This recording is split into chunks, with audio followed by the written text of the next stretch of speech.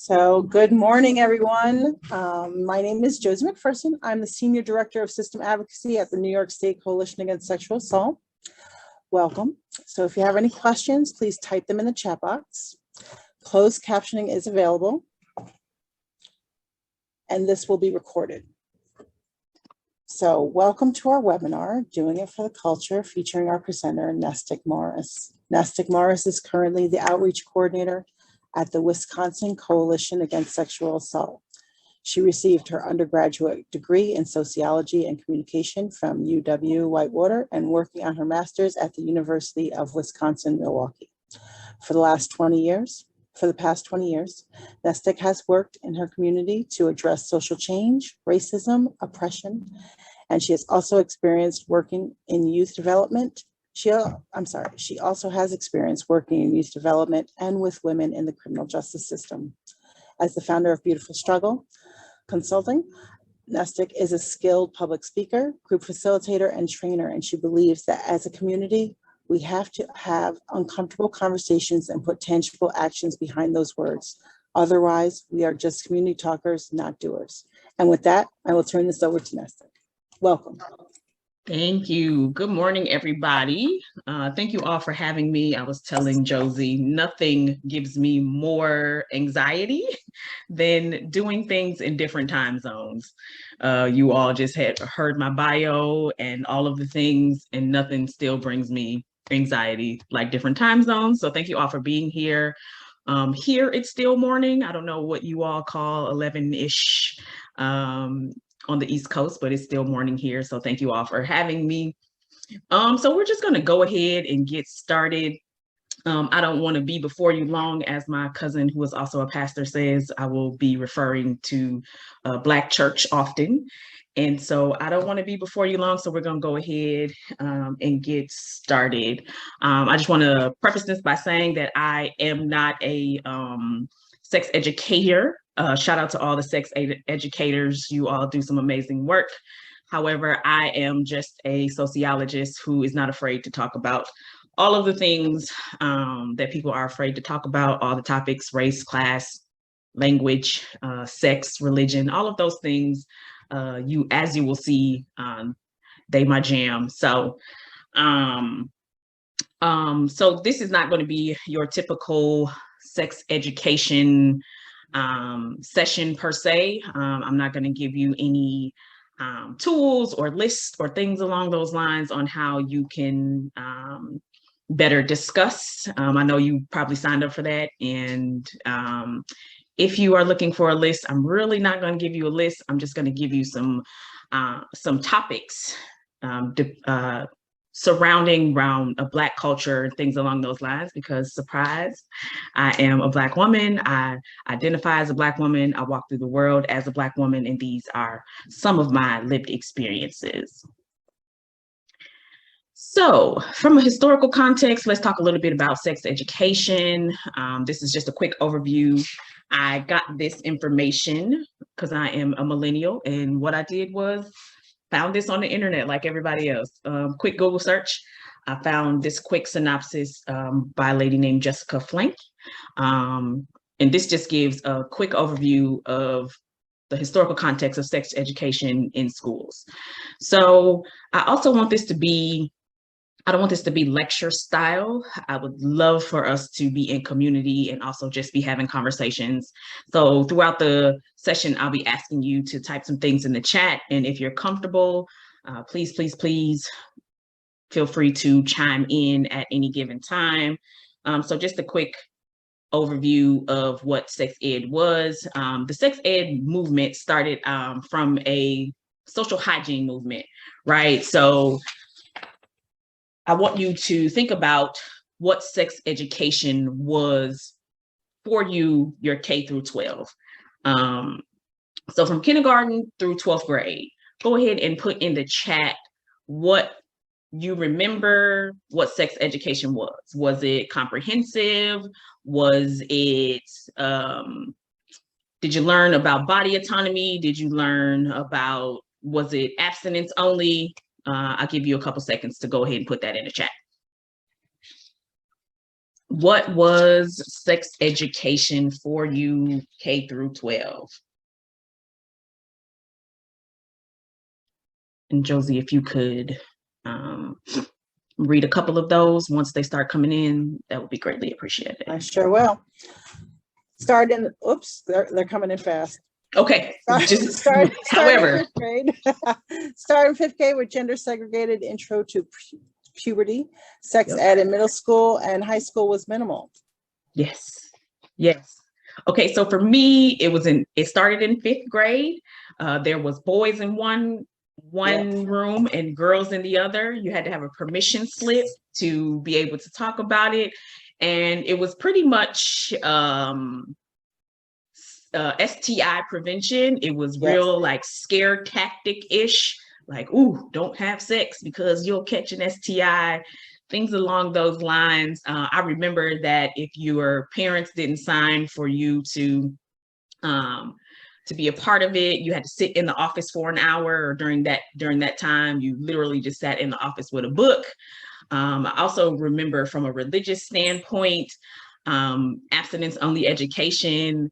However, in my particular church, we sat in the basement and we talked all things sex, not your typical religious setting, but we were taught by a nurse that also went to our church, and she was effectively called Auntie Carla, and Auntie Carla taught us all things that had to do with sex.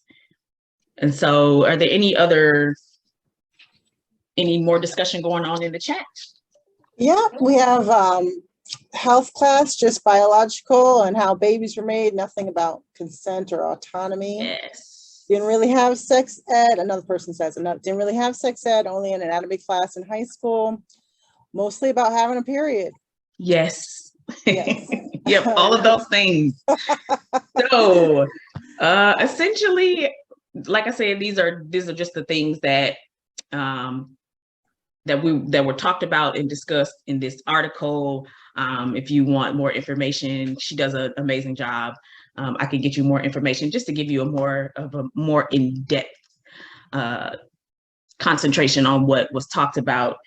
And so we had, and then in fifth and ninth grade, that's when we talked about some more, getting your period and things along those lines. Again, like everybody else said in the chat, nothing comprehensive and things along those lines. So we just talked about that. If you haven't noticed, I'm all things for the culture, for Black culture. I'm especially all things 90s, girls group, TLC, Salt and Pepper, all of them. And so that was just a quick synopsis of what sex ed was in your schools or in your life and things along those lines. And that was really fun to hear what other people experienced. So I put this question on my Facebook and had an open discussion, and everybody pretty much said the same thing. Mostly, we didn't learn anything about sex. And so I wanted to take a different avenue of it, in like the historical context of why rape and sexual assault, sexual trauma, sexual abuse, anything under that umbrella has gotten to the point where it's always been a taboo subject. And so I'm gonna give you a historical context of why that might have been, coming from the aspect of Black people. And so it's gonna get a little heavy. I just want people to take care of themselves at whatever capacity that means. I also am not here to play Oppression Olympics. My liberation is tied up into every BIPOC community liberation. And so again, not here to play Oppression Olympics. These are just my lived experiences. Also, you can take me out of this and place another person from a historically left out community and place them in this training session. And the thing would be the same. It would just look different because the people would look different. So if you have said any of these things or thought any of these things, you and I need to have a discussion. I'm asking for you to put your defenses down, be willing to open up your heart, be willing to open up your mind, and most importantly, being ready to check yourself and your privilege. So these are the things that I hear training, and I will totally own that New York is probably a little bit more, depending on the place, is a little bit more diverse than Wisconsin. Wisconsin is very Black and white. We are known for having some of the most segregated cities, towns, neighborhoods in the United States. And so, again, my lived experiences. I've been working at WCASA for the last 6 years. We are essentially the exact same thing that the New York Coalition is, just in Wisconsin. And so some of my colleagues and comrades in the fight, these are some of the things that I've heard. And so they'll say things like, well, Nestic, we will help anybody that walks through our door. We just don't see a lot of Black people here. And I'm like, you are supposed to help anybody that walks through the door. You don't get a gold star for doing what you were hired to do, right? We talk a lot about liberal spaces, and liberal spaces are also just as problematic as segregated places. Oh, that's not me. I can't be racist. I can't, things along those lines. I don't see color.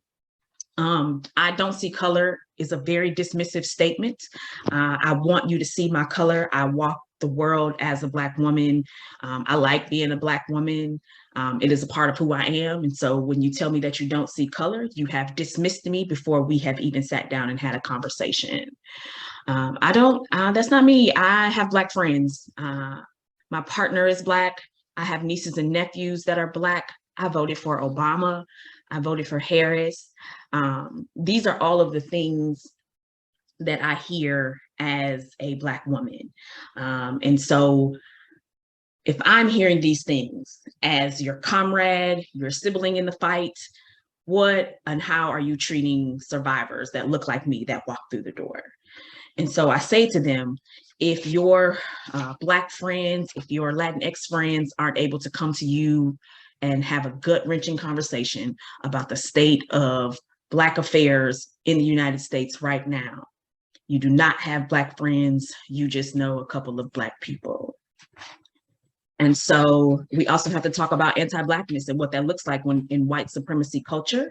According to dictionary.com, anti-Blackness is the antagonistic towards Black people, their values and their objects. I would add in their culture. According to Dr. Monique Liston, she was on an episode of the United Shades of America. And she identifies anti-Blackness is the distance between Black people and your acceptance to their dignity. Are we, as sexual assault providers, domestic violence providers, or providers of any kind, treating our survivors with dignity?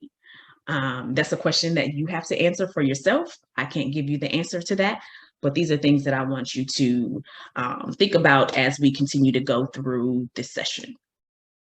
So again, I know that this is heavy stuff. Please feel free to take care of yourself, whatever that means, whatever your capacity is. We are getting ready to have a candid conversation around Blackness, the sexploitation of Black bodies. We are getting ready to talk about Black autonomy, things along those lines. I am a component for you don't know what you don't know, but I'm also really all about accountability. So you feel free to get on or off the accountability train as you see fit. So we're going to jump right into the sexploitation of Black bodies during the enslavement. So doing this particular session, I read slave memoirs from in enslavement, and it was sick, dark, and twisted times. Black women were raped routinely by white men. White men used Black women at their disposal to do what it is that they wanted to do, and that was known as bed warmers. Whatever comes to mind when you hear bed warmers, add that and add some more. They used Black women at their disposal. There were breeding ages. when Black girls, and make a little of the connection a little bit later, but when Black girls were old enough to conceive, white men, white slave masters in particular, would force Black men to impregnate those young Black girls. And again, we'll talk a little bit more. There were fertility checks. Doctors would come to the plantation to check the fertility of young Black girls at the age of 10 to 12, because by the age of 13, they were expected to have their first child. If they had 15 to 20 slaves, slave masters would promise them freedom that we know that they never received. White men made it very clear that they were saving Black women from the savagery of Black men. I read some slave memoirs that talked about enslaved women knowing that their slave master was also their father, but there was nothing that they could do because slave law said that you were born into the condition of your mother, which was more than likely a slave. So we'll continue more about the sexploitation of Black bodies. It was called sex on display back then. So Black men never wanted to participate in the raping of Black women. And so they would come to the plantation and they would have sex with these Black women. However, they would not ejaculate in them. Slave masters got a hold of this, and so they would force Black bodies to have sex in front of them. And so they would make sure that they were ejaculating in these women. And if they didn't, they ran the risk of death or castration, got to get my words together. Wife swapping was Black women were passed around from plantation to plantation to keep up with the demands of what slave masters wanted for enslaved people. So they would swap out wives to make sure that there were different skin textures, different hair tones, different what they thought would be different abilities. The legacy of colorism started on the plantation for enslaved people. During that, darker skinned Black people were kept in the field. And so the field nigger, house nigger concept came into play. Darker skinned Black people were seen as more savage-like. So they believed that they could be able to be in the hot sun, doing the picking the cotton and all of the intense slave labor. Lighter skinned Black folks were considered the house nigger, and they did all of the raising the children. They did the cooking, cleaning, and things along those lines, because slave masters and their wives were more comfortable with lighter skinned Black people being around their children and, again, their wives. So this is a picture of what was called breaking buck. Black men were used as sexual concubines as well. 1 in 6 people who identify as male will have been sexually assaulted somewhere along their lifespan. And so young Black boys were also checked on the plantation for fertility checks as well.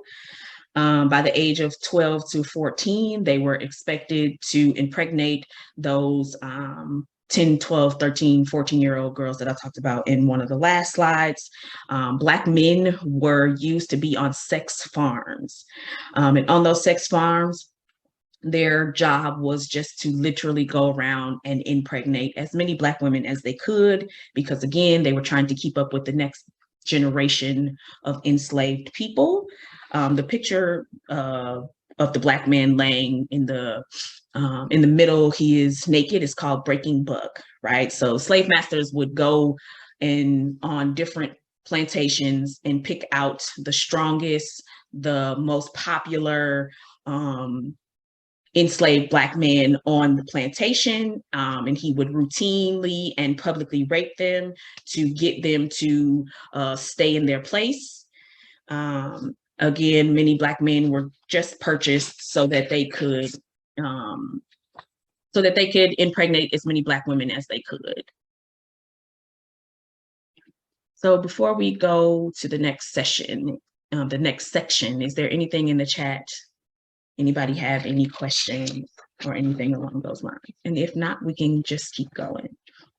Nothing in the chat as of yet. Okay. So society really loves to talk about the angry Black woman, right? But nobody ever talks about what I call angry white women. Like I said, Black men were used as sexual concubines as well. They knew that their husbands were raping Black women, and they despised Black women. And as a way to get back at the Black women, or to get back at their husbands, they would use Black men as sexual concubines.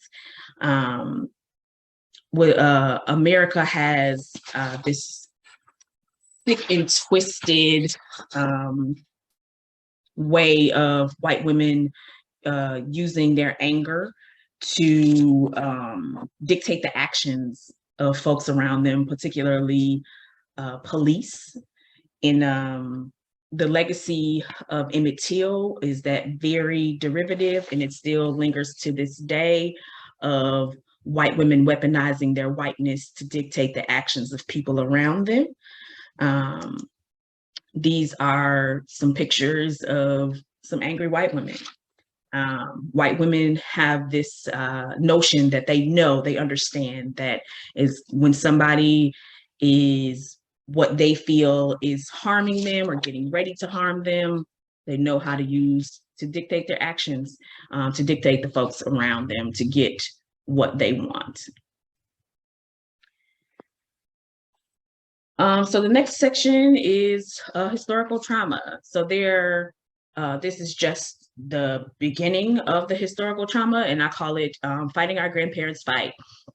As advocates, as folks in this work, you have to learn the historical context of the people that you're working with, and understand that it has not always been about body autonomy. It has not always been sexual liberation, and things along those lines. So there are centuries of undiagnosed and untreated PTSD. It is systemic and it is structural. And again, it is the cycle of fighting our grandparents' fight. Remember earlier when I said that you can take me out of this session and place somebody else from a historically left out community, and it will be the same thing of fighting white supremacy. So this book is called The Post-Traumatic Slave Syndrome. If you have not read it, it is a good book, and it talks to us about post-traumatic slave syndrome and how it affects the everyday lives of formerly enslaved people. So it is described as a set of behaviors, beliefs, and actions associated with or related to multi-generational trauma experienced by enslaved Africans and their descendants. So while I was not born on the continent of Africa, I am of African descent, and Dr. DeGroot does an amazing job of telling us of how things were passed down from generation to generation, things that you want to keep in mind as you are navigating with survivors. So next we'll talk about Black women in the women's suffrage movement. Intersectionality theory is now a thing, but I want people to be clear that this was coined by a Black woman, talking about the different power structures that interact in the lives of Black women. Everybody loves Susan B. Anthony and the work that she did during the women's suffrage movement. However, I want everybody to be clear, the beloved Susan B. Anthony was quite the racist. This is a quote that said that she would just rather have her arm cut off before she would be fighting for the fight for the Negro. So the women of Delta Sigma Theta sorority were already doing the work that Susan B. Anthony and her homegirls were doing. They were doing it in their respective communities. They were doing it in their churches. They were just already doing this kind of work. So the women of Delta Sigma Theta sorority went to Susan B. Anthony and her homegirls and were like, yeah, we need to be a part of this movement.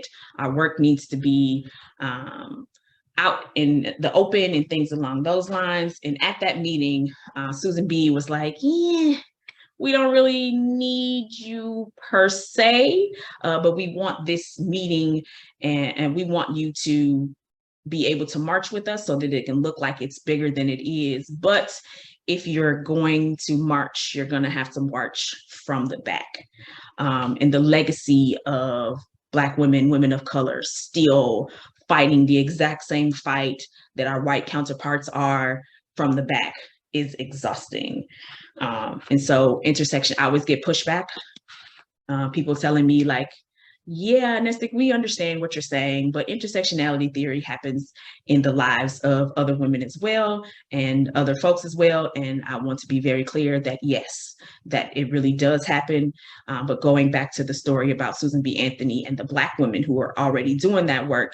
So the Black women, before they were even able to march, they not only had to ask the white women in their lives if it was okay for them to march, which was Susan B. Anthony and her homegirls, but they also had to ask the Black men in their lives who may or may not have been related to them, husband, father, brother.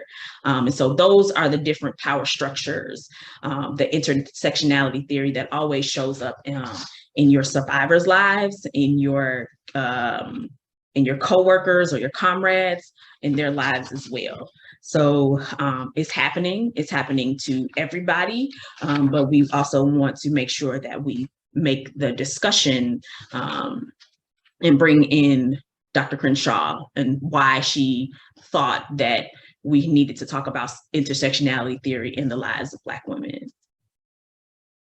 So moving along to Black women in sexual assault during the civil rights movement. If you haven't read this book is thick, it's dense, but it's called At the Dark End of the Street. Dr. Danielle McGuire does an amazing job of not whitewashing what was happening. So during those times. So during the civil rights movement, Black women were being raped and killed, and police departments weren't doing anything about it. And so the NAACP sent for a sexual assault advocate by the name of Rosa Parks. I read something somewhere that said that Rosa Parks was a sexual assault advocate way before she didn't give up her seat on the bus. And so this book was, it's a great book to talk about what Rosa Parks was doing. Like, she was going into small white towns and literally solving sexual assaults and rapes and the killing of Black women. She was literally getting kicked out and ran out of these places, again, because police officers and departments were not doing anything, because the legacy of Black women being property, right, from the plantation, moving down from generation to generation. This book talks about Miss Reese Taylor, who was walking home from church and was abducted and raped by white men at the dark end of the street. And just a good book to give you a little more background of the legacy of Black women not having body autonomy, Black women not being able to experience pleasure when it comes to sex and things along pleasure in general, not just sex. These are some statistics. I tell my white colleagues all the time that white people love charts, graphs, and numbers, honey. You don't have charts, graphs, and numbers, you can't get funding. If you don't have charts, graphs, and numbers, you don't. People don't even listen to you. And so these are some charts, graphs, and numbers just so I can get you to listen to me a little bit more.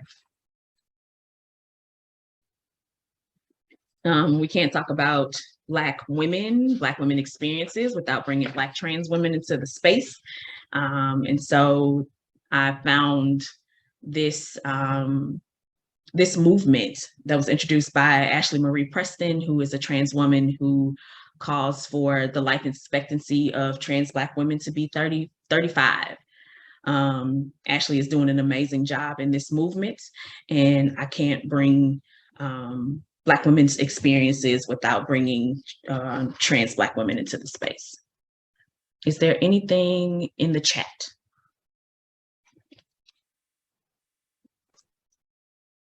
No, Okay, no questions yet. okay. So we will. There is some, I just want to be transparent. There is some conversation about like the books that we have in our library, the 2 books you focused on. We do have them in our library, and we'll talk about Stonewall now. So it's spurring some conversation. Thank you. Good. Yes, please keep the conversation going in the chat. I know that folks are a little bit more comfortable in the chat. I used to be a teacher, y'all, and I don't want to pick on nobody. So y'all have a conversation to get some wheels going as well.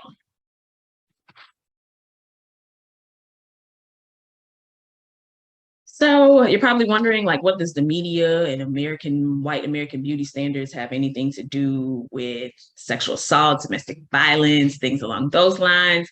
And I will tie it all for you at a later slide. But I also want you to keep these things in mind and how they affect your survivors, how they affect your colleagues, your coworkers, or your neighbor, things along those lines. And so the next couple of slides are just pictures that I will just slide through, if you will, and then I'll ask you some questions at the end of these next couple of slides.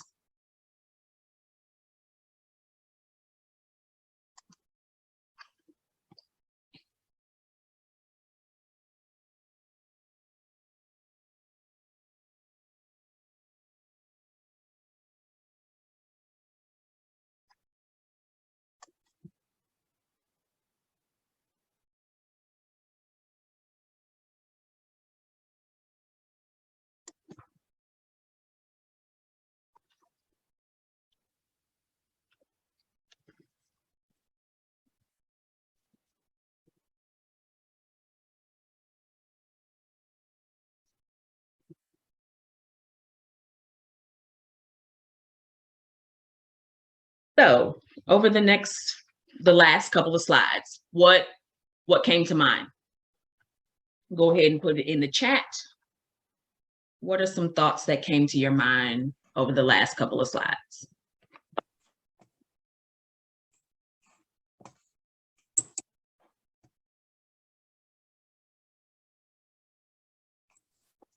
White privilege and cultural appropriation is being said.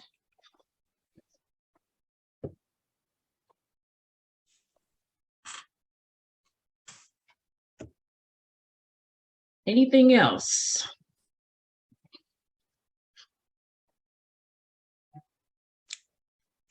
Sadness that people are being put down for who they are.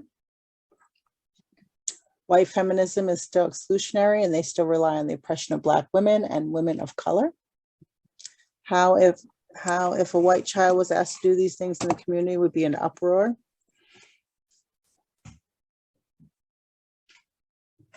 Very good. Yes. Those are the things that I was looking for. So let's talk about body autonomy and reproductive health. So according to the CDC, because you got to bring your charts, graphs, and numbers, Black teenage pregnancy is at a historical low. The same things that, and somebody mentioned this in the chat, the same things that white girls get celebrated for, Black and brown girls get shunned for that exact same thing. And the prime example of this is 16 and Pregnant. My sisters love this show, like get together, eat popcorn, cook dinner, have the kids sit down kind of thing for 16 and Pregnant. It's been on for years, many seasons. One of my sisters just told me that there's an OG season. And so when you reach OG status, it's been around for a long time, right? But these girls are getting paid $75,000 to $100,000 per episode. They are getting speaking bonuses and signing bonuses and appearances and things along those lines. This is a picture of young Bristol Palin. If you don't know, her mother is the poster child for abstinence-only education. And if you don't know, she also has 2 children. She has 2 kids out of wedlock. And people were making up excuses for her, and she made it very clear that her kids' fathers were not going to be in her lives and that she was going to raise these children on her own. People were like, good for her. Good for her for deciding to raise these children. Her kids are probably better off without their father in their lives anyways. All of these things. And I'm like, whoa, if that was the inner city Milwaukee, with a girl named Shaniqua, everybody would want to know if her baby's daddy was in jail, or if her baby's father was in their children's lives. And I'm like, so how is it that these girls can get paid for being 16 and pregnant? People will clutch their pearls about young Black girls being pregnant and wanting to know where their tax dollars is going, and just a bunch of horrible things. So again,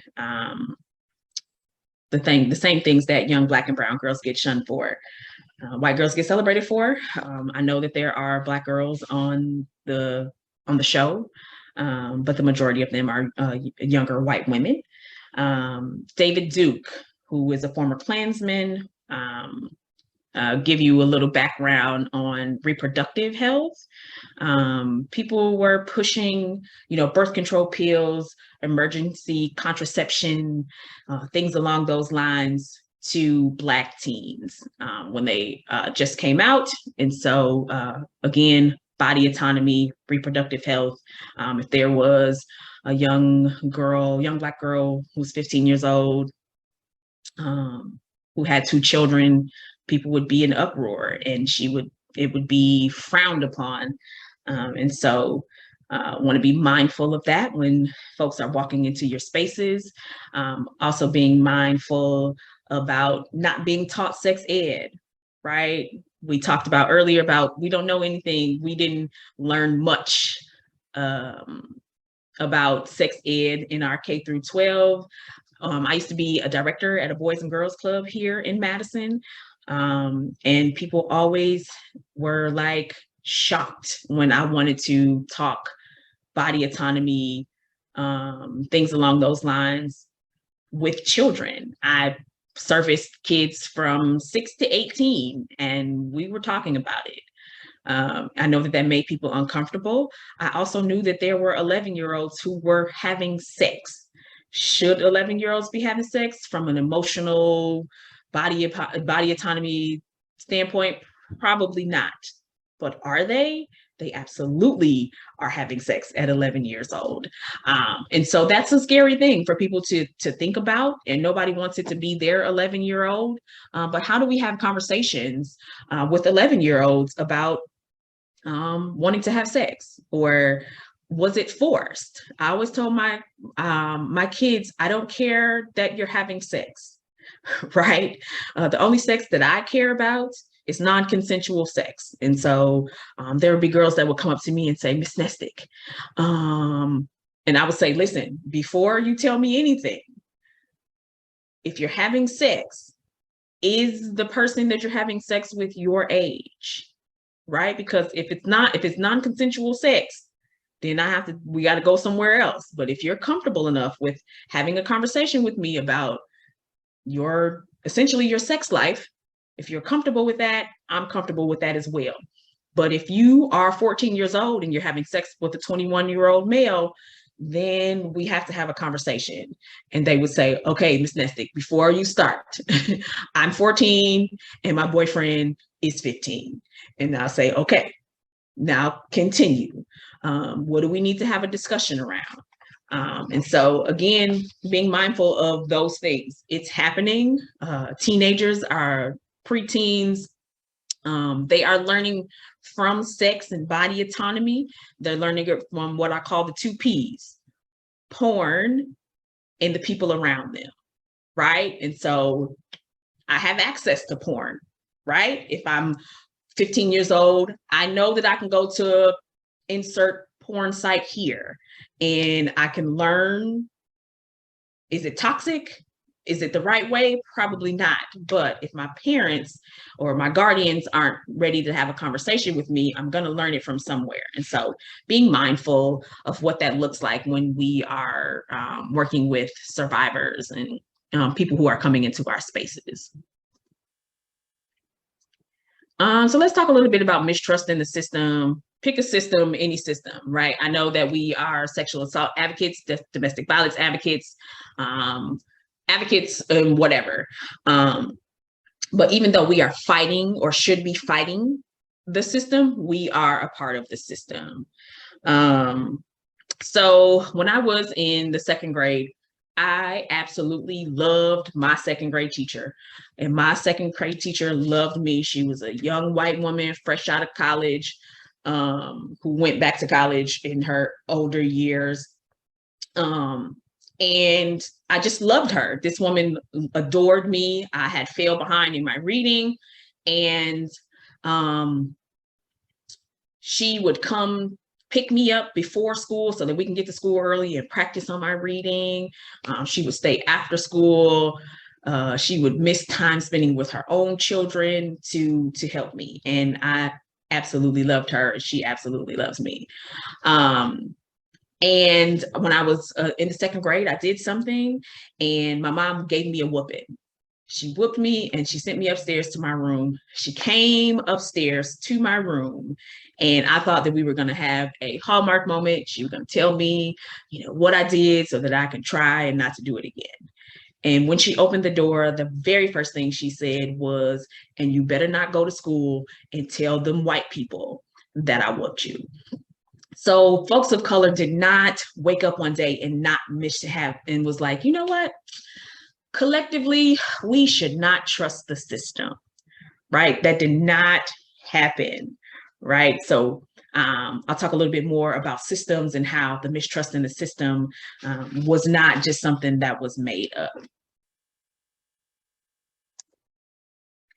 So connecting the mistrust in the system, we'll talk about institutional racism. So institutional racism is racism that is perpetuated by government entities such as the schools, courts, and military. Unlike racism perpetuated by individuals, institutional racism has the power to negatively affect a bulk of people, right? So you might have a racist Uncle John, right? And your racist Uncle John at the dinner table talking about how much he hates everybody and they need to go back to their respective countries.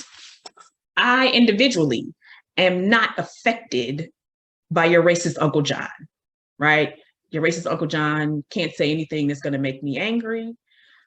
He can't say anything that is going to negatively affect me at an institutional level.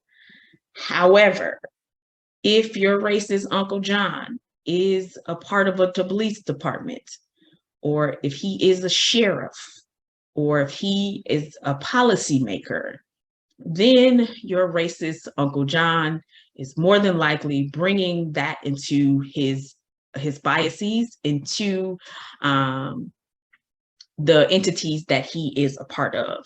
And so just a couple of examples in the media. The media is very fluffy when it comes to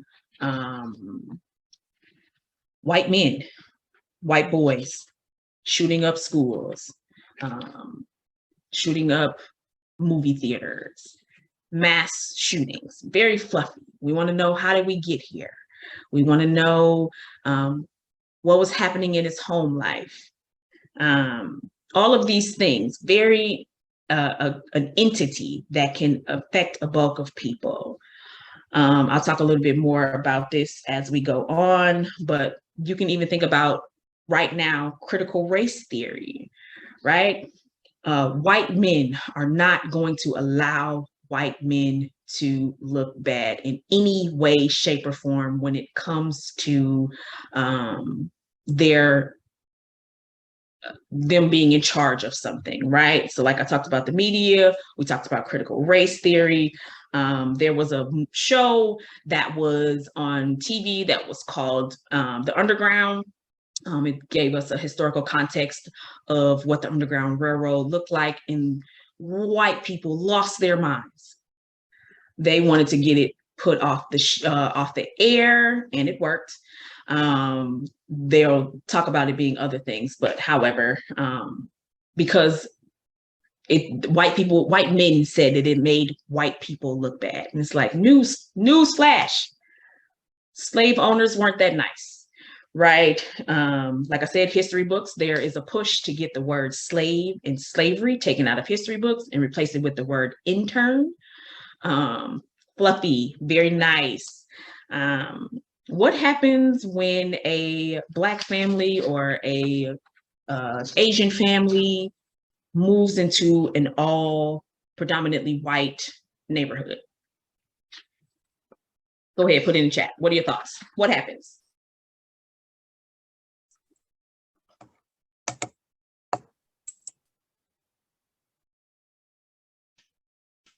Lots of white whispering.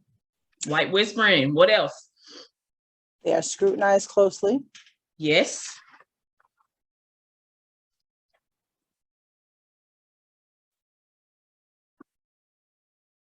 Neighbors start policing them. Yes. Microaggressive, weird looks, surveillance, hostility, sometimes subtle, sometimes explicit, assumptions, told to go back where they belong, assumptions that the neighborhood would change. All of those things, but the thing I was looking for is white flight. Yeah, can't live here. White folks will get up and move. And so we can no longer do redlining, right, from a institutional standpoint. However, property values in that neighborhood go down, right? It's viewed as less, and it is perfectly normal. So those things are institutional racism. Also, gentrification. I can only imagine what gentrification looks like in New York. You hear stories of rent being, $2,000, things along those lines. Yep. I'm sorry, go ahead. I'm sorry, I thought I was muted. I said, yep. Yes. So we can no longer practice redlining. We can no longer practice from a banking standpoint and things along those lines. However, gentrification is happening. It's happening across the United States. It is happening. So folks are, particularly wealthy folks, are buying up homes. They are buying up fourplexes and fiveplexes. I don't know what they're called in New York, but apartment buildings and row homes and things along those lines. And they are pushing the Black and brown folks who lived there and raising rent to astronomical numbers. A studio apartment, no like rooms, just a bedroom, open concept here in Wisconsin, in some cities, is $2,300. And I'm not trying to count nobody's money, but I know working in this field without a partner, that's a whole lot of money, right? And so again, institutional and how it affects folks, and they're bringing these things into your spaces, right? We'll talk more about this a little bit later, but on top of being sexually assaulted, on top of being in a domestic violence or intimate partner situation, they are bringing, this is what they're bringing into your spaces. And so when they come in contact with survivors, they are bringing all of these things into your spaces. So I'm a sociology major, as I said earlier, and so studies are my jam. I love reading stories about what's going on, how it's affecting the people around me. And so they're thinking of systems that people are a part of, may be the people that they are in close contact with. These two studies is The New Jim Crow. This is by Michelle Alexander. If you have not read this book is amazing. Michelle Alexander is an amazing sociologist who made the connection of how mass incarceration in the age of colorblindness is affecting Black men who were formerly incarcerated. We'll talk a little bit more about the system of mass incarceration a little bit later. but she's talking about how these policies and procedures that are put in place to harm formerly incarcerated folks is the equivalent of Jim Crow laws for Black people who were trying to vote. And so the cycle of fighting our grandparents' fight, we just give it a new name. Jane Crow is a fairly new study, and it talks about the foster care to prison pipeline, which we'll talk a little bit more about that later. But studies and stories show that Black and brown children are more likely to be removed from their homes and placed into white care. Again, fairly new study. Jane Crow is what it's called. Both phenomenal, both things that Black folks are carrying. We'll talk a little bit more about the foster care to prison pipeline in a little. But we'll talk about the healthcare system as well. I know in the state of Wisconsin, Black women are dying at child rearing at an alarming rate. The state of Wisconsin has some of the highest rates of women dying during childbirth in the country. There's studies that show that they have some of the highest in the world. That's the state of Wisconsin. I don't know numbers about New York, but I'm sure that this is happening in the state of New York as well. Beyonce and Serena Williams talked about this, about doctors not listening to them, because there's a study that showed 50% of new doctors still believe that Black women can experience more pain.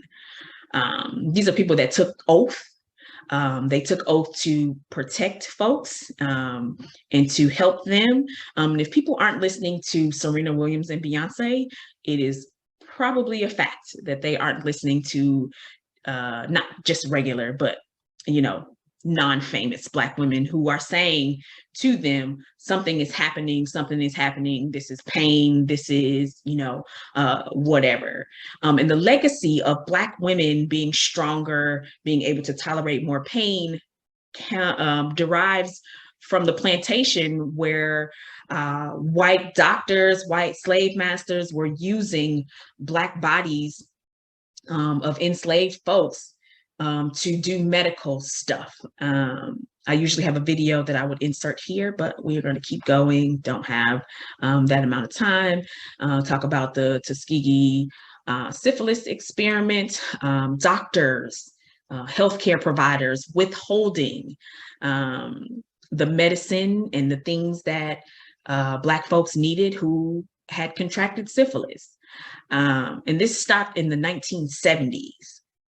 Think about that. The 1970s wasn't that long ago. I have a sister-in-law that was born in the 70s.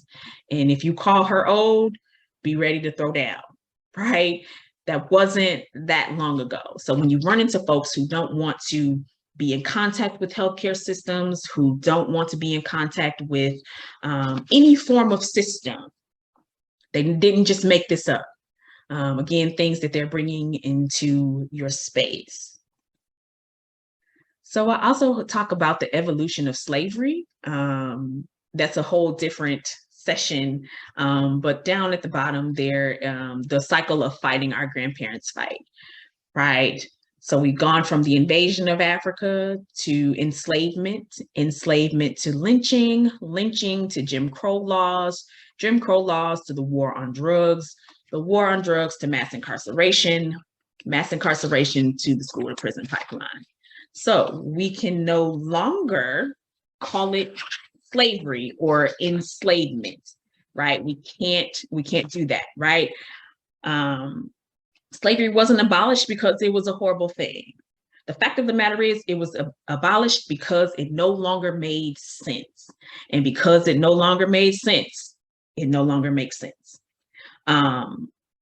So at the end of slavery, there were supposed to be Black families, formerly enslaved families were supposed to receive 40 acres in a mule. It was supposed to be, a way for them to get back on their feet, to grow their own foods and things along those lines. But in true white supremacy form, white men did not like that idea. And so instead of giving Black families 40 acres and a mule, slave masters, formerly slave masters, were given $300 to $1,000 per slave that they had to set free. So that's how we get what we call old money. That's how we get 14 generations of free labor.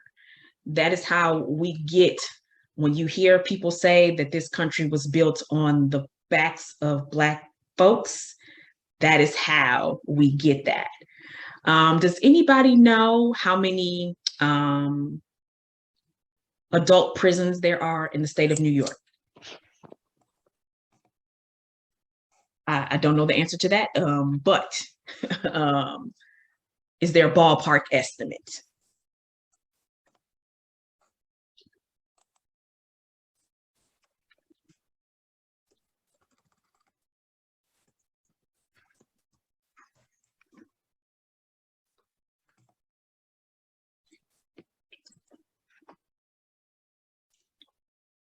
We're researching it now. Okay, I figured. Google says 52. Yes, 52. There are 48 in the state of Wisconsin. And I'm sorry, what was the number? 52? 52 adult prisons in the state of New York. And they are filled with predominantly Black men. I don't need Google to tell me that. They are doing former slave work. They are probably building license plates. They are growing food for your favorite local grocery store and your favorite swanky restaurant. So the legacy in the South, they are still on chain gangs. When they're doing this work and there's a white man on a horse with a gun. And so the legacy, so we can't call it slavery, but we can call it mass incarceration. And then there are private prisons that we'll talk a little bit more about later, maybe next slide, the prison industrial complex. And again, they're doing this work, right? And so let's just say that they are able to get a job in these prison systems. They get these jobs, they learn these trades, and they get out and they can't use what they learned because they are formerly incarcerated. And so it talks about the recidivism rates, talks about, again, being on chain gangs, can't really call it. In the privatization of prisons, some prisons are paid per prisoner, right? They're paid per prisoner in these institutions. In the state of Wisconsin, they are building new prisons at an alarming rate. If there's some open field, honey, a prison can go there, and it's usually privatized. Again, paid per prisoner. All of your favorite, fashion designers, oil companies. It costs $17 for a 10-minute phone call in some of these institutions.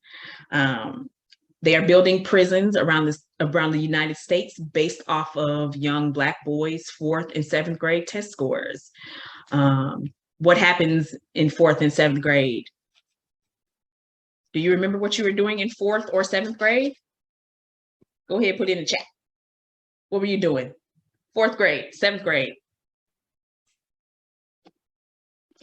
Playing clarinet. Playing the clarinet. Shout out to the clarinet player.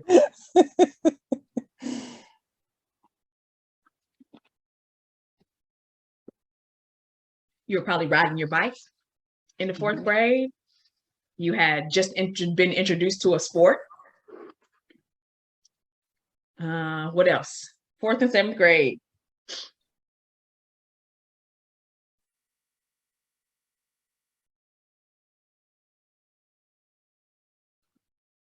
Competing in gymnastics. Yes. Hanging around with friends on the playground.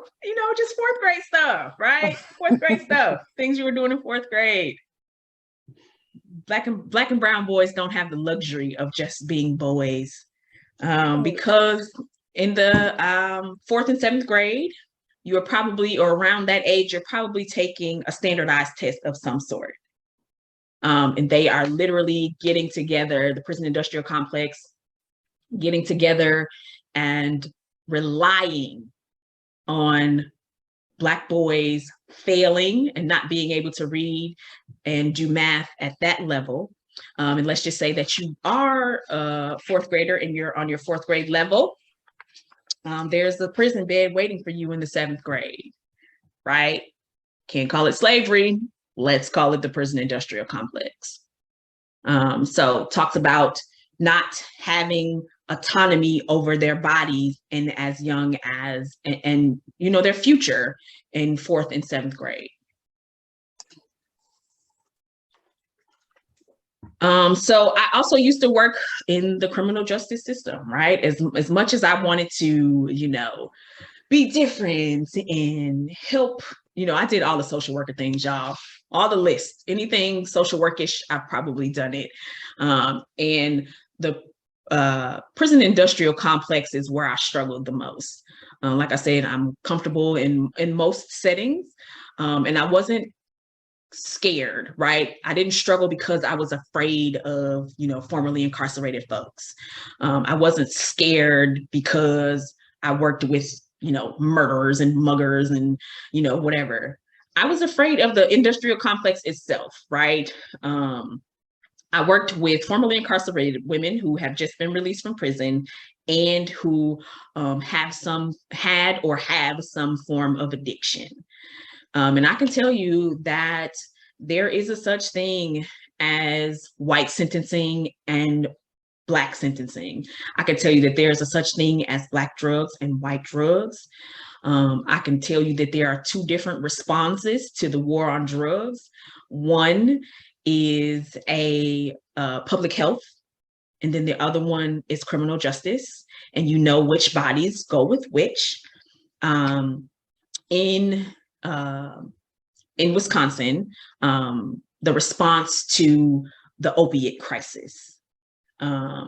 There are legislators, there are, you know, public health folks who are getting together and deciding that they come up with these things called safe houses. So they want to purchase houses, and in these houses, meth users, heroin users, addicts can come into these houses, go upstairs, go downstairs, and use their drugs. So we'll provide them with a safe space and they can use their drug of choice. And we just want them to be safe as they are using their drugs. Do you know what that's called where I'm from? Put it in the chat. What do you think that's called?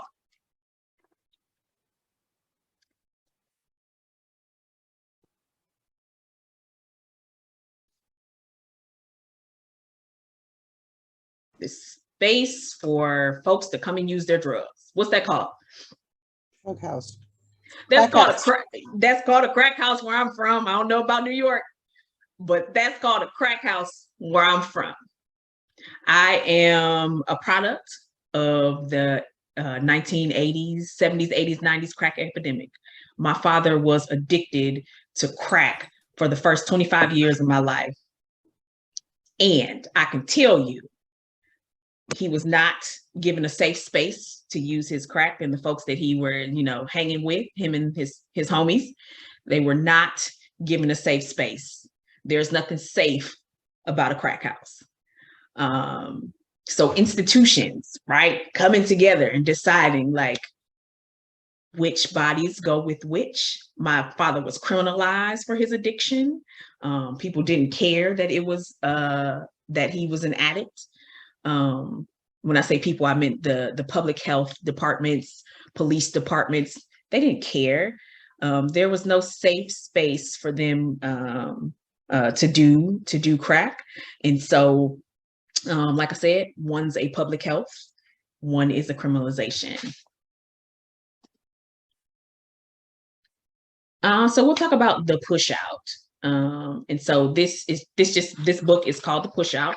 I don't know if Monique Morris is my cousin, but if she is, y'all go and get my cousin's book. This book just talks about the criminalization and over adultification of young Black girls in public settings.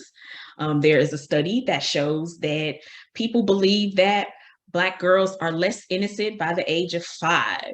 Now, if you couldn't remember what you were doing in 4th grade or 7th grade, I know you don't remember what you were doing when you were 5 years old. But society has got together and decided that young Black girls are less innocent, no matter what they do. You can, Google some of those little studies that people make when they have a white girl like take something from a Black girl and she's the aggressor. People still feel that by age 5, preschool, that young Black girls are less innocent. They are essentially being raised to be, they are viewed as little angry Black women. And that's a problem, right? Especially in educational settings, in any settings, right? But this book particularly talks about them not being able to be themselves, them not being able to show their anger or, things along those lines. I used to be a director at a Boys and Girls Club, and I used to tell 4th graders, your attitude is not bigger than mine. And so this book talks about how teachers in educational settings are afraid of young Black girls. And so they're criminalizing them. I used to tell girls listen, your attitude not bigger than mine. This is not a competition that you're going to win. There's nothing that a 5-year-old can say to me that is going to get me to be afraid of her. And so I wonder, again, when folks are walking into your spaces, if you're working with youth and, just things like that, I wonder, how are you viewing young Black girls when they're angry? I am an adult and I still struggle with being able to not being able to express my anger. I'm very aware at how to express my anger, but I still struggle with, if I am angry, will folks think of me as the angry Black woman? And so these tropes and this dogma is being placed on your survivors as well. And so when they're walking into your spaces, do they have the autonomy over that anger? Do you give them the space? Do you allow it? Or are you afraid? This is the sexual abuse to prison pipeline. I'm not sure if folks are familiar with that, but the sexual abuse to prison pipeline talks about how some form of sexual abuse started when girls are young, whether it be,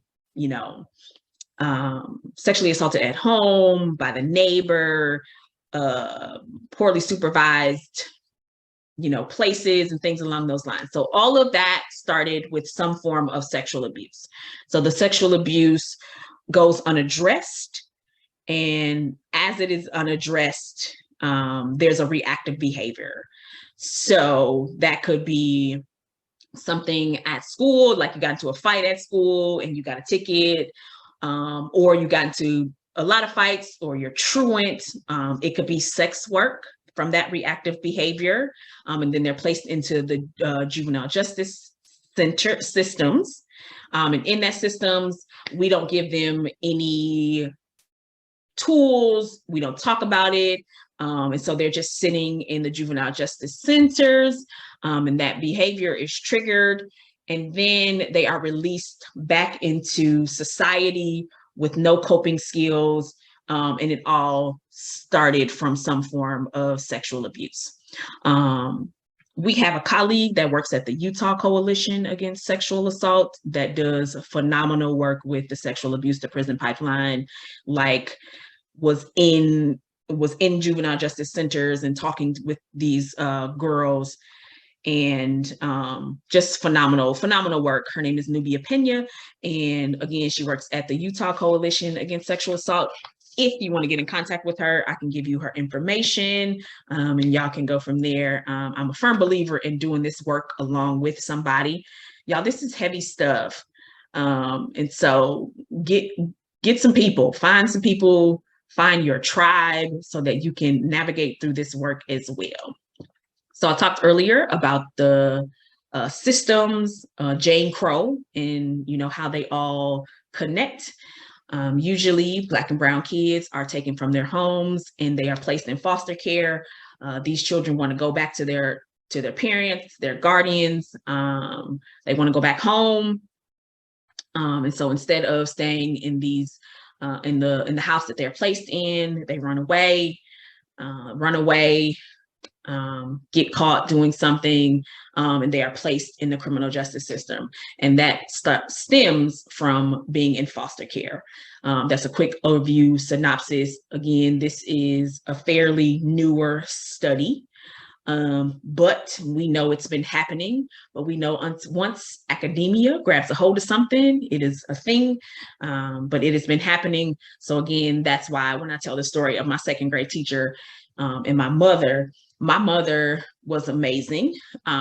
She was raising 6 kids all on her own. And she knew that if my little brown self would have went to school and told that white teacher that my mama gave me a whooping, what that would look like. And so, again, what those systems and how they are affecting the folks that show up in your spaces.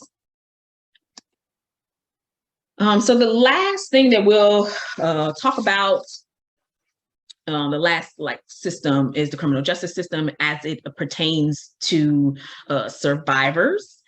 The academia has given it a name, and it's called Punished for Surviving. I know we have all walked into or know stories about being punished for surviving. So Wisconsin currently has a high profile case of punished for surviving.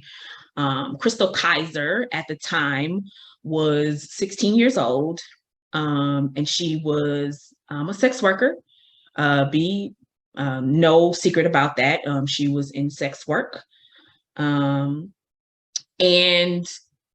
she ended up murdering her trafficker. Randall was known. When police went into his home, they found child porn. They found all of these things. He was known for going into inner city Milwaukee and particularly looking for Black girls because he knew that essentially police departments could care less about Black sex workers. And so she murdered him. She is now facing life in prison, and all of the things that go along with that for being punished for surviving. I'm pretty sure that you all, like I said, have cases such as these or have seen cases like these in the news. So you may not be a new advocate. So what does all of that have to do? I thought we were going to talk about, sex education, Nestic. But I wanted to take a different aspect of it and what that looks like for advocates of any kind. Just be willing to check the lens that you're using, right? Justice might look different for you as an advocate. Would you be taking the same course of actions for a Black survivor as you would with a white or another survivor? We have this tendency as sexual assault, domestic violence advocates to believe that everything is one size fit all and I have to be fair, right? And that couldn't be further from the truth. If I am a Spanish speaking or Hmong speaking survivor that is walking into your space and you don't have an advocate that is able to assist me, language should not be the first barrier as I'm walking through your door. What is the tone that you're using when you're talking to your survivors? I'm coming into your space with all of these things, right? Are you consistent with the resources? Folks folks have called WCASA and talked about their resources being different or inconsistent. Y'all, just 1 second. I want to grab my charger before my, does anybody have any thoughts, any comments? Is there anything going on in the chat? No, there was no, we have just some resources that are being shared. Okay, good. Trying to catch it before I cut off, y'all.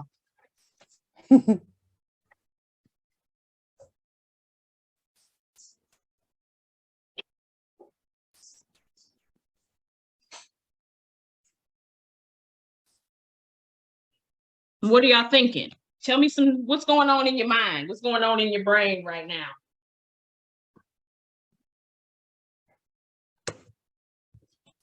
And again, don't make me pick on y'all.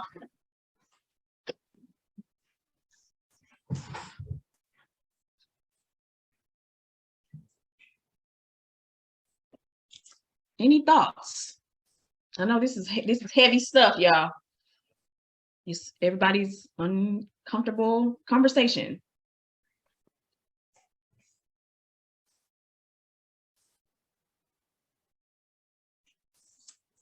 Cheryl actually has their hand raised, so I'm going to unmute. All right. Yeah, I just shared a link in the chat to Survived and Punished New York. Nestic, your slide just now, amplifying Crystal Kaiser's, ongoing case reminded me of this similar ongoing work in New York. So Survived and Punished, has been doing incredible work raising awareness for survivors who, engage in what's called, reactive violence or survival acts. And, how their criminalization and punishment is often tied up in race, just as we've been talking about. Thank you very much. Anybody else? What's some thoughts going through your mind?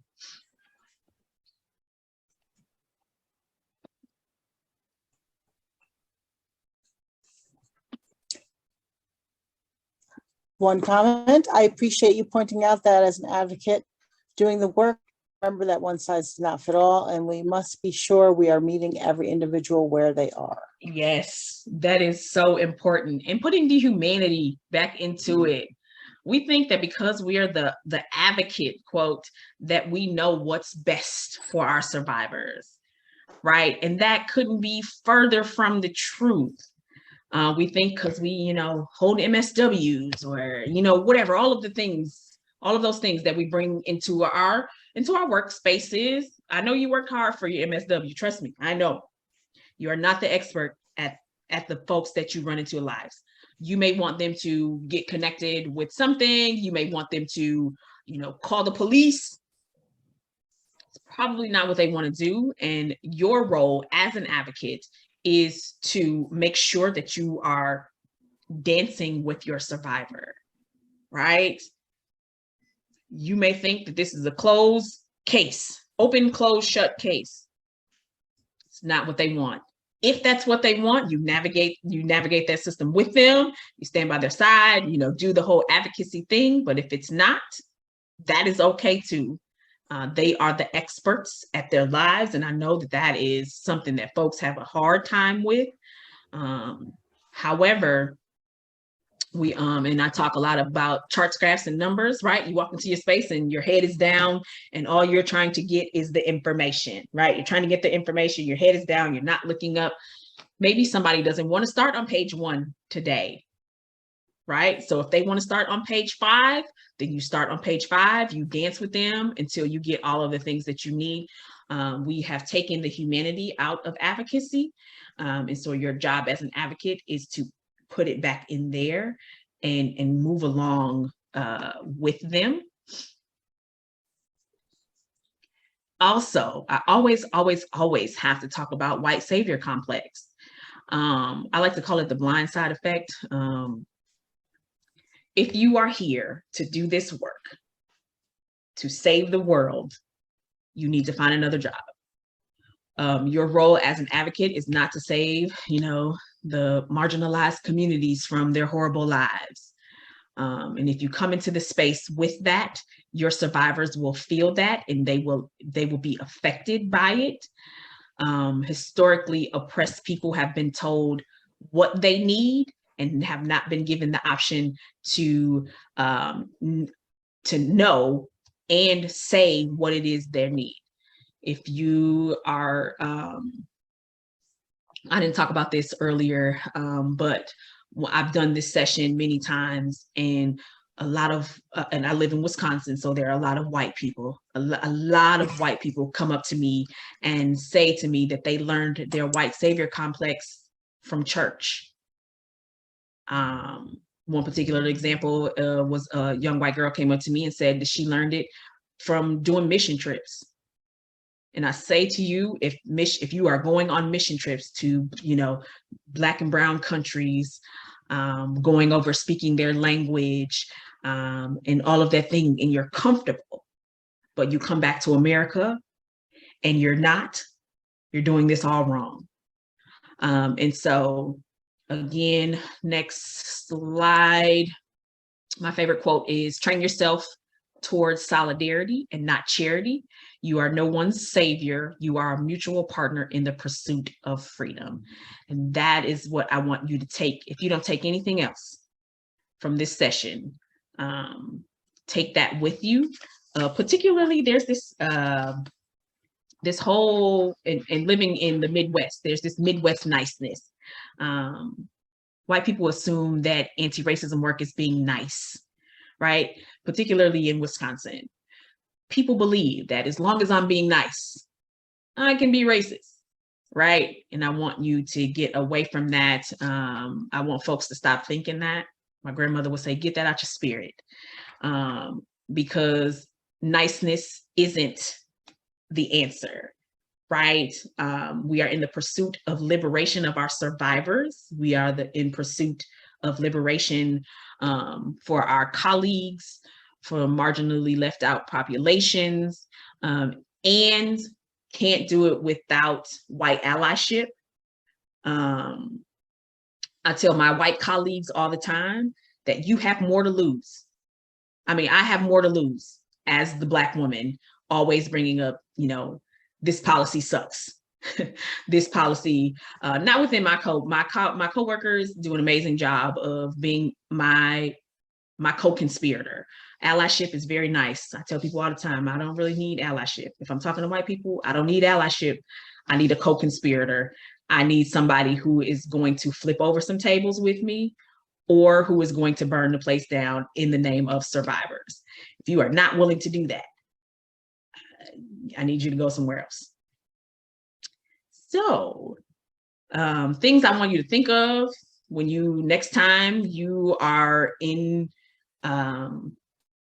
partnership with folks from marginalized population, historically left out populations, however you want to place them, BIPOC, whatever.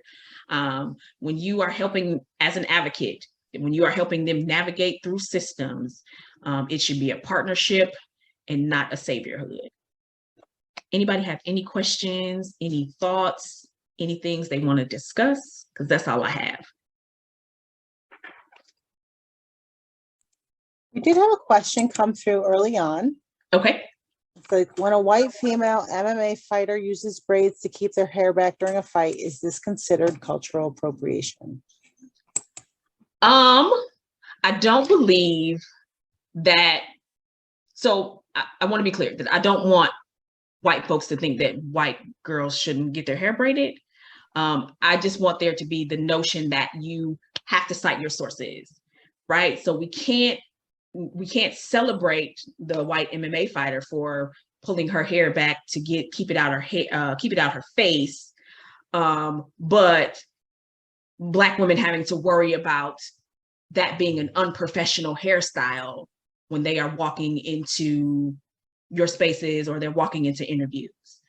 Again, it's the whole what white girls get celebrated for, Black girls get shunned for. Right.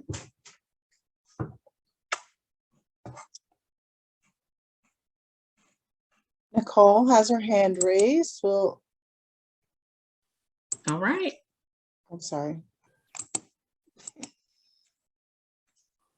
Hi, thank you. I really appreciated this presentation, and I wanted to ask this question out loud because I don't think I have the words like fully formed.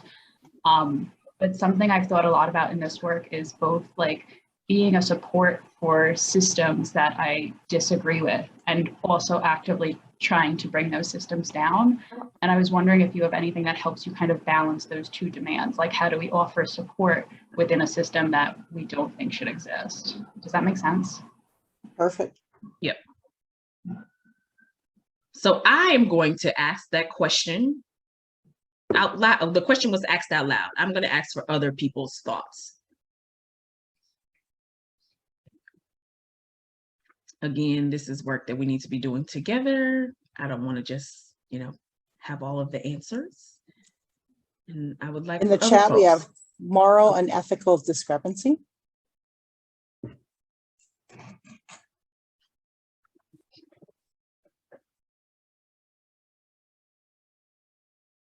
Anybody else?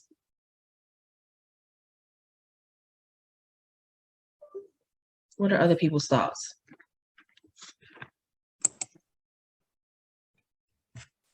Could we repeat the question and I could type it into the chat in case folks didn't catch it? Nicole? Yeah, it's kind of around the idea of like, how do we work within systems that we disagree with to provide support while also like understanding then we're adding to a system we disagree with? Like, how do we reckon that?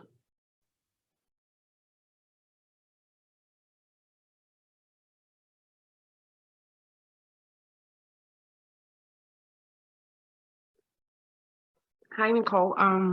The way that I'm new to this world, but the way that I try having a great support system, like Nestic said, you have to know your people, know your tribe, so they keep me grounded. That's one way, and I know that I can go talk to them about whatever system or whoever I'm dealing with. I would think another way of doing it is knowing where you stand at, if you have to be grounded in yourself and know why you do the work.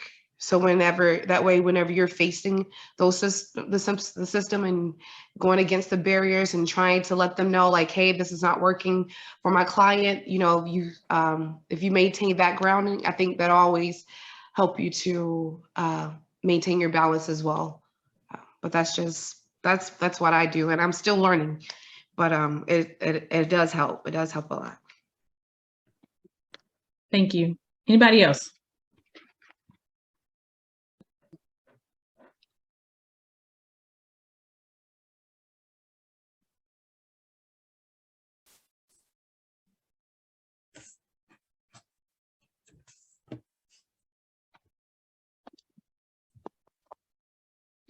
So I'll just say for me, my older brother is a police officer. I have no qualms about us needing to collectively defund the police. I love my brother, and I'm also mindful that he is a part of a system that I actively do not agree with. And we can have conversations. We have conversations about this all the time. He is a part of a system that is a derivative of slave catchers, and the legacy of that still lingers to this day, of catching, especially when it comes to Black people, catching the slave, getting them back to the plantation, dead or alive. And I have these conversations with my brother often. We can still sit at the table, we can still, do whatever. And I think I can't say finding a middle ground, right? There's no middle ground. He believes wholeheartedly in his job, and I believe wholeheartedly where I stand when it comes to police departments. I never get offended when people say, defund the police or fuck the police, whatever. I'm never offended, even though I have a brother who is a part of that system. I try not to take things personal.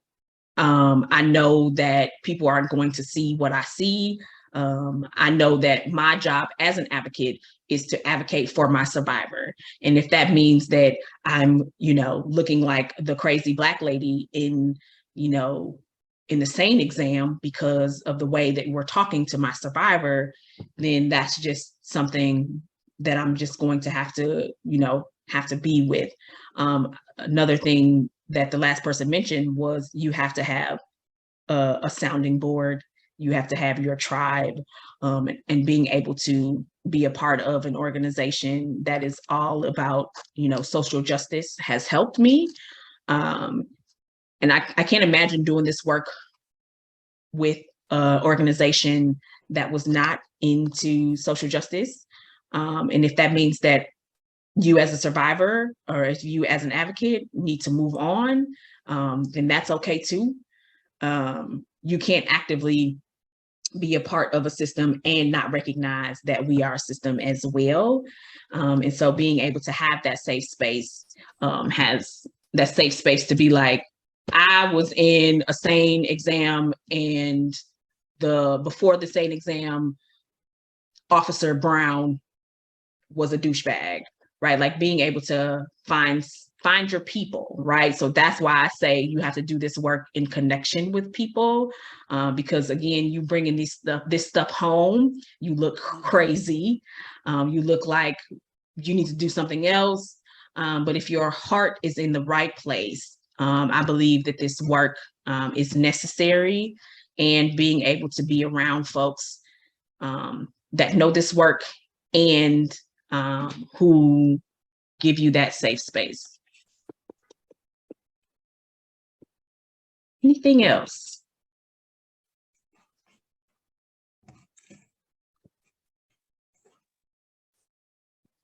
Any other questions? Comments? If you want to be unmuted, just raise your hand.